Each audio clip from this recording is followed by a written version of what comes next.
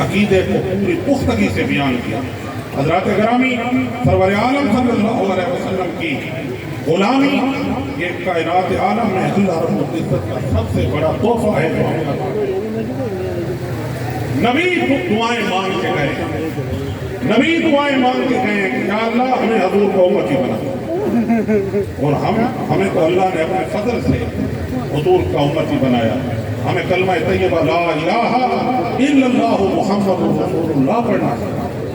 اس لیے جب اس عقیدے کے اوپر مرزا قادیانی نے ضرب لگائی، حملہ کیا انگریز کی شہ پر، انگریز کے کہنے پر ان کا خود کاشتہ پودا جب وہ پروان چڑھنے لگا تو پھر یہ اتنا اہم مسئلہ تھا کہ پھر عام نہیں بلکہ خود جناب محمد مصطفیٰ نے حضرت مہر علی کو ارشاد فرمایا یہ مرزا قادیانی تعویل کی کینچی سے میری احادیث کو کتر رہا ہے، مہر علی تم کیوں خاموش بیٹھے ہو؟ مہر علی تم کیوں خاموش؟ اس مسئلے کی عظمت کو سمجھو کہ حضور ارشاد فرما رہے ہیں، ڈائریکٹ آرڈر فرما رہے ہیں۔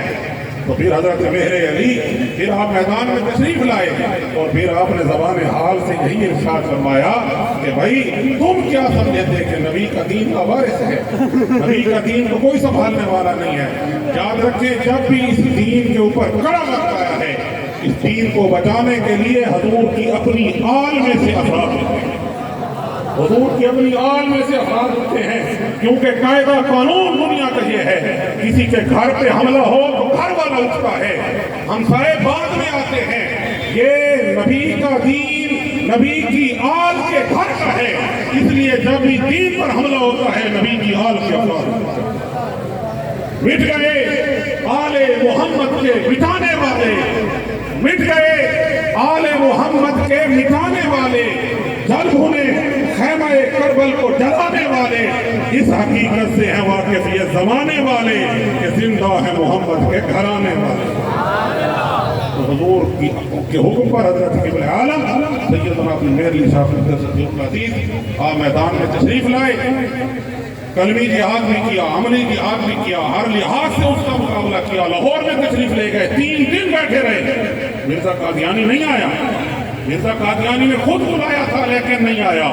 پھر کہنے لگا جی تفسیر کا مقابلہ کرتے ہیں، آپ بھی تفسیر لکھیں اور میں بھی لکھتا ہوں۔ آپ نے ارشاد فرمایا یہاں کو مفسر بننے کا مقابلہ نہیں ہے، دعویٰ نبوت کا کر رہے ہو اور اس کی دلیل میں تفسیر لکھنے کا کہہ رہے ہو۔ پھر فرمایا چلو چھوڑو، پھر تفسیر کو سارے لکھ گئے ہیں، 1400 سال سے لوگ تفسیریں لکھ گئے ہیں، مفسر کو بڑے بڑے عربی زبان میں بھی گزرے ہیں، اردو میں بھی گزرے ہیں، فارسی میں بھی گزرے ہیں، دنیا کی ہر زبان میں تفسیریں ہیں۔ فرمایا پھر تیرا میرا مقابلہ کچھ یوں ہو جائے، قلم اور کاغذ تو بھی رکھ دے، قلم اور کاغذ میں بھی رکھ دیتا ہوں، جس کے حکم سے قلم چلنا شروع کر دے وہ سچا ہوگا اور دوسرا جھوٹا ہوگا۔ پتہ چل جائے گا کہ میں نبی کی آل سے ہوں، حضور کے حکم سے آیا ہوں۔ میں اگر قلم کے اوپر توجہ کروں گا، توجہ سے قلم خود کو خود چل کر جناب محمد مصطفیٰ کی جاء الحق وزهق الباطل ان الباطل كان زهوقا۔ ان قسم کی مجالس کا حقیقی مقصد یہ ہوتا ہے انسان اس میں آئے، کچھ سیکھے، کچھ اپنا تعلق قلبی رسول اللہ کی ذات پاک کے ساتھ ہو جائے۔ اسی مقصد کے لیے ان محافل کا اہتمام ہوتا ہے، اس لیے کوشش کیا کریں ادب کے ساتھ، خلوص کے ساتھ، اخلاص کے ساتھ حاضر ہوا کریں اور اپنے دلوں کو خوشقول بنا کر حضور کی بارگاہ میں پورے ادب سے مؤدب ہو کر۔ دنیا کے فنکشن میں جاتے ہو نا، کوئی شادی کوئی آپ کو بلائے، کوئی اپنے ذاتی فنکشن پہ بلائے تو 600 مرتبہ آپ سوٹ پہلے دیکھتے ہیں میں نے پہننا کون سا ہے، 500 مرتبہ آپ اپنی تیاری کو مکمل کر کے دیکھتے ہیں کہ میں کیسا لگ رہا ہوں، میں نے فلاں کے فنکشن میں جانا ہے۔ جناب محمد مصطفیٰ کی مجلس میں آیا کریں تو اس دنیا کے اہتمام سے بڑھ کر اہتمام کر کے ادب کے ساتھ آئے، پتہ چلے حضور کی محفل میں جا رہے ہیں، حضور کے ذکر کی محفل میں جا رہے ہیں۔ ادب اگر نہیں ہے تو بے ادب محروم مادہ لطف رب، بے ادب شخص ہمیشہ اللہ کی مہربانی سے محروم رہتا ہے۔ اللہ رب العزت ہمیں ادب کی توفیق عطا فرمائے، حضور کی بارگاہ میں قبول و منظور فرمائے۔ حضور قبلہ پیر سیدی مہر فرید الحق مہر گیلانی سیدہ مجدہ آپ تشریف فرما ہوئے، آپ سب احباب نے زیارت بھی کی۔ ابھی چونکہ لمبا سفر ہے اور جو بھی بانی مجلس ہوتے ہیں ہم نے ان کو پروگرام پہلے سے ہی پورا بتایا ہوتا ہے، اور اسی پروگرام کے تحت ہم آتے ہیں. بعض لوگوں کو اس کا علم نہیں ہوتا تو وہ پھر اپنی طرف سے سوچتے ہیں کہ یوں ہوا یہ ہوا. تو پہلے سے ہی طے ہوتا ہے کہ ہم نے کس وقت آنا ہے اور کس قسم کا پروگرام ہوگا. لمبا سفر کر کے ہم آئے اور واپس بھی جانا ہے. کل جمعہ شریف ہے. آپ کی مجلس آپ کی محفل اسی طریقے سے جاری و ساری رہے گی. سارے حضرات اپنی حاجات اپنے دل میں رکھیں. آپ دعائے خیر فرمائیں گے.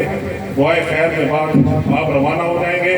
آپ کا حکم ہے کہ آپ جس انداز سے محفل میں بیٹھے ہیں اسی انداز سے آپ اپنی محفل جاری رکھیں گے. ڈسپلن سے, نظم و ضبط سے, ادب سے, احترام سے آپ بیٹھے رہیں گے. پیر صاحب چلے جائیں گے. محفل جو ہے ناظم وہ چلائیں گے. اس طریقے سے ساری رات یا جتنے اوقات ہیں اس تک چلتی رہے گی. سارے حضرات اپنی حاجات اپنے دل میں رکھیں. دعائے خیر سب کے لیے.